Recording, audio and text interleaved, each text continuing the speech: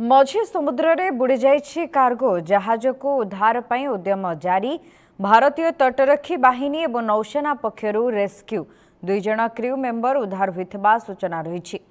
मझी समुद्ररु पण्यवाही जहाज निखोज सूचना। जहाजर नाम ओशन वेयर। पारादीप बंदरु लुहा पथर नहीं चाइना जाउथिला। 20 तारिख रे पारादीप छाड़ीथिला जहाज। 21 तारिख ठारू जोगाजोग विच्छिन्न होइथिबा सूचना। एथिरे 24 जण क्रू मेंबर रहिथिले। सेथिमध्यरु 20 जण चाइना एवं जणे बांग्लादेशी 3 जण इंडोनेशिया नागरिक थिले। पारादीपरु 200 नॉटिकल्स माइल जिबा परे निखोज हो जाइछि। ओडिशा कोस्ट गार्ड पक्षरु तदंत जारी रहिथिबा सूचना रहिछि। एनै अधिक सूचना हस्तगत होई पारि नाही। मझी समुद्र रे बुड़ी जाइथिबा कार्गो जहाज को उद्धार पई उद्यम भारतीय तटरक्षी बाहिनी एवं नौसेना पक्षरु रेस्क्यू ऑपरेशन जारी रहिछि। वर्तमान सुधा 2 जण क्रू मेंबर को उद्धार करा जाइथिबा कहा जाउछि। पारादीपरु बाहरिथिबा लुहापथर बोझेई जहाज बुड़ी जाइछि। पारादीप ठारू 220 नॉटिकल माइल्स दूर पोर्ट ब्लेयर सीमा रे बुड़ीछि।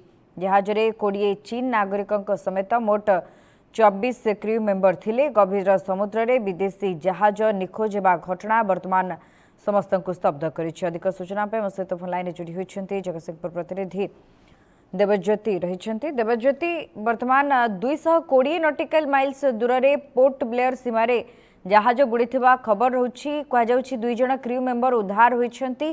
कोन रहिछि अधिक सूचना?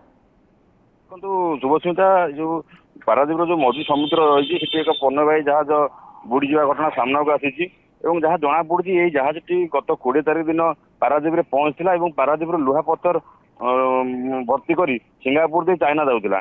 20 तारिख दिन से जहाज टी पारादीप बंदर बाहर था। 21 तारिख जहाज सहित कौन जोगाजोग हो पार ना जहाँ द्वारा जोगाजोग विच्छिन्न होता जहाँ को नहीं यही घटना सामना को आसी से जो जहाज रही से जहाज प्राय 24 जन क्रू मेंबर रही थे। से 20 जन चाइना थे और जड़े बांग्लादेश और 3 जन इंडोनेशिया थे।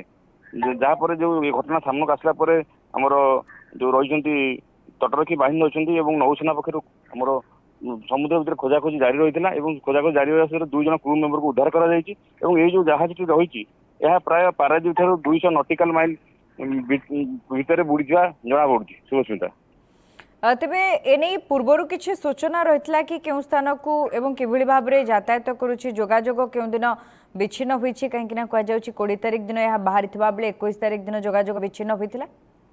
निश्चित भाव में जो सूचना देखो जो 20 दिन जहाज टी पारादीप बंदर बाहर था जहाँ जहाँ सूचना रही सिंगापुर देखी चाइना जाऊला और लुहा पत्थर लोड था।